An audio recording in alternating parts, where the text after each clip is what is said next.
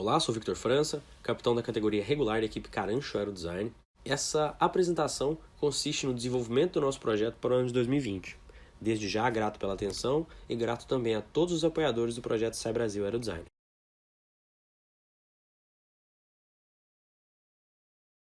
O conteúdo trata de abordar como funcionou a gestão da nossa equipe, a nossa gestão de projeto e orçamentos e custos.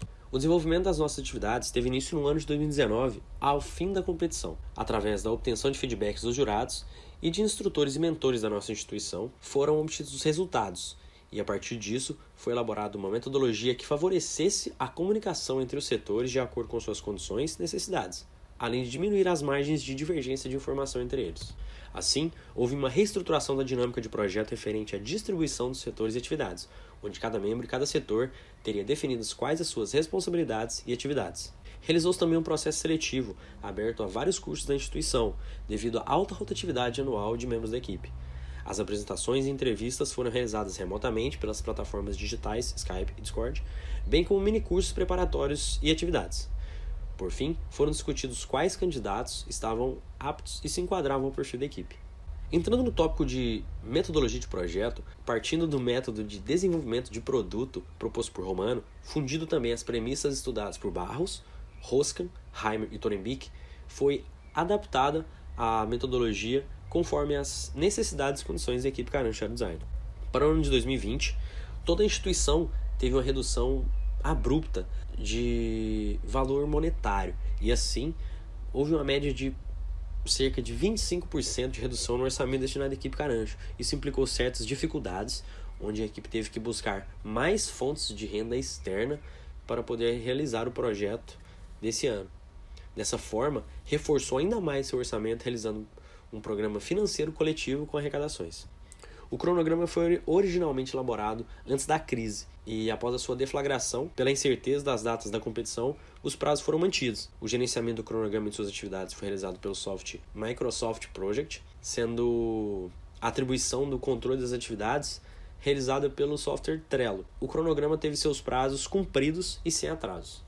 Entrando agora no segmento de gestão de projeto, foram definidas algumas etapas de projeto, que seriam elas: do projeto informacional, conceitual, preliminar, detalhado e a finalização de todo esse projeto.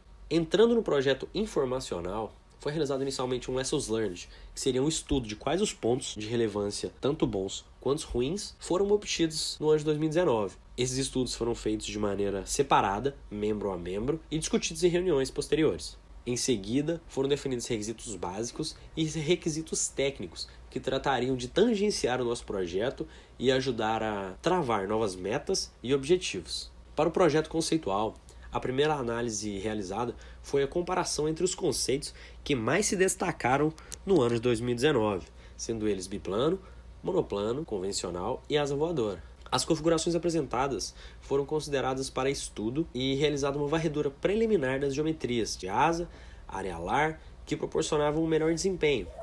Inicialmente, a análise considerou um aerofólio Selig 1223 nas aeronaves com cauda, justamente por possuir um elevado CL máximo. Nas asas voadoras, foi realizado as análises com o perfil gerado pela equipe, que foi uma adaptação de outros perfis, que foi nomeado como AV1. E para o ano de 2020 foram ajustadas modificações desse perfil.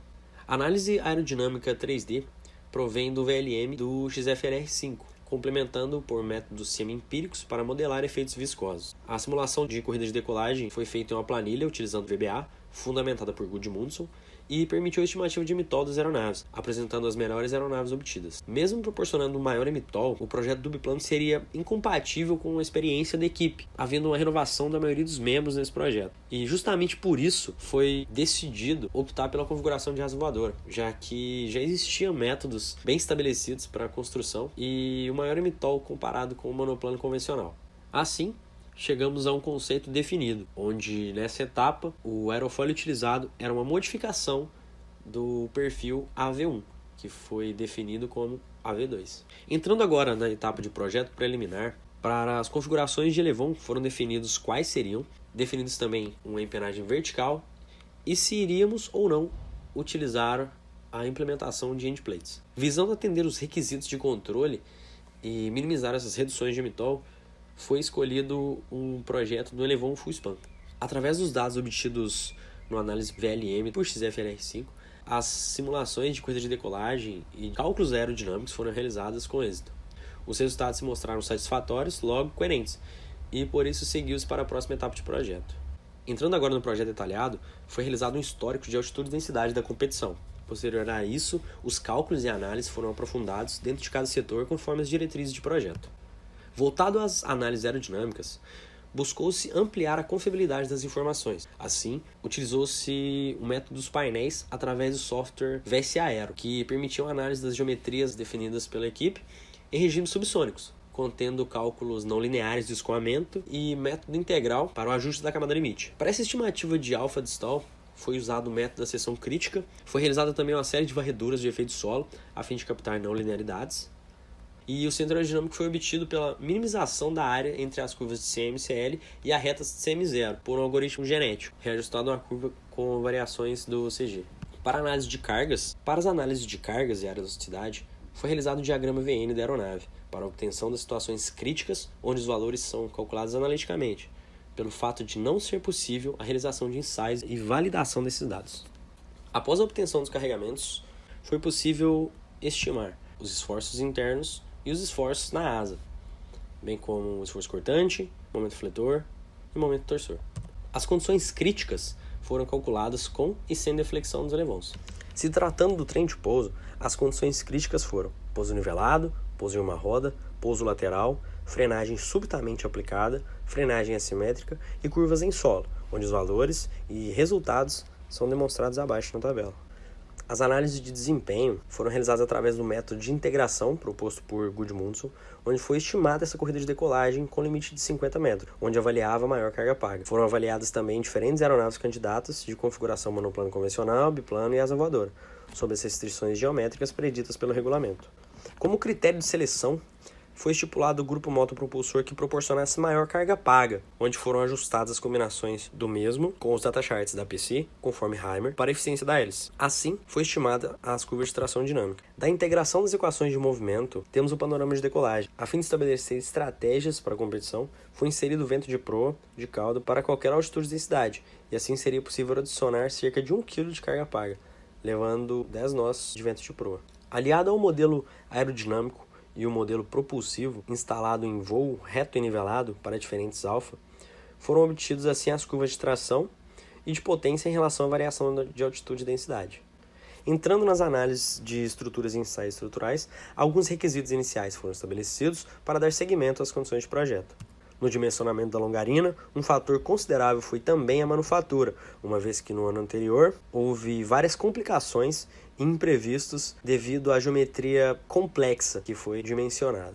Feito isso, foi gerado também os gráficos que consideravam a distribuição de tensão na seção transversal da longarina, esboçando as tensões de flexão na primeira e na segunda seção.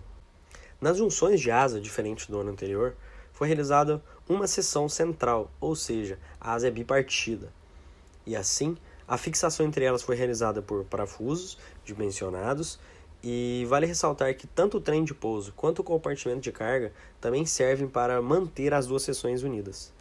Para o trem de pouso, houve uma revisão dos sistemas adotados e correções, uma vez que no ano anterior houve várias complicações desse sistema.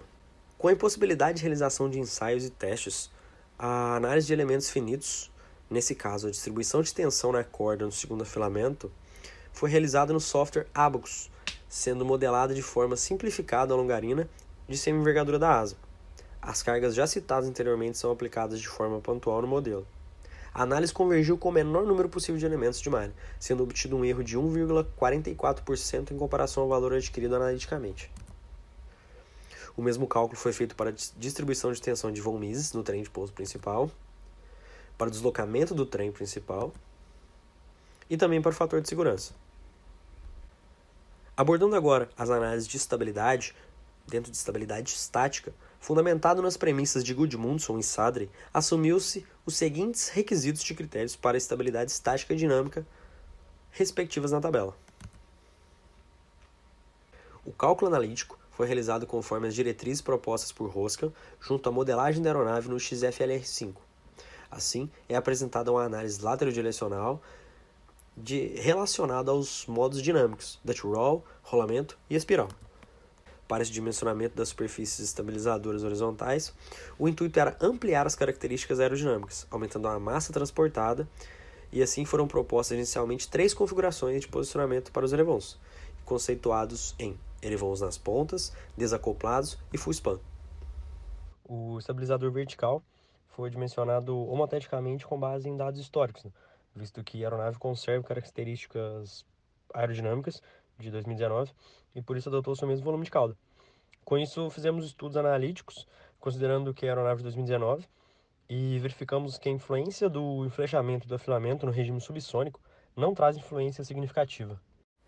Nos estudos sobre simulação, certificação e validação, inicialmente o intuito era maximizar a segurança da aeronave, e assim projetou-se um modelo de simulador utilizando o software Simulink, e a proposta inicial considerava inserir respostas no avião no tempo, considerando a interface gráfica do Flight Gear. Por outro lado, para obtermos uma análise aceitável, desenvolvemos um modelo por intermédio da linguagem MATLAB, utilizando a função Slim, adaptada ao modelo aerodinâmico em questão. Com aeronaves expostas a uma perturbação de um ângulo de deslizamento de cerca de 5 graus, notamos que o intervalo de tempo de 15 segundos indica uma dependência entre os movimentos de rolagem e guinada, e que um tempo de 400 segundos representa o modo espiral, condição pela qual a aeronave não é submetida durante o envelope de voo. Assim, foram aceitáveis os resultados obtidos, concluindo que a aeronave é estável e controlável durante todas as fases do voo.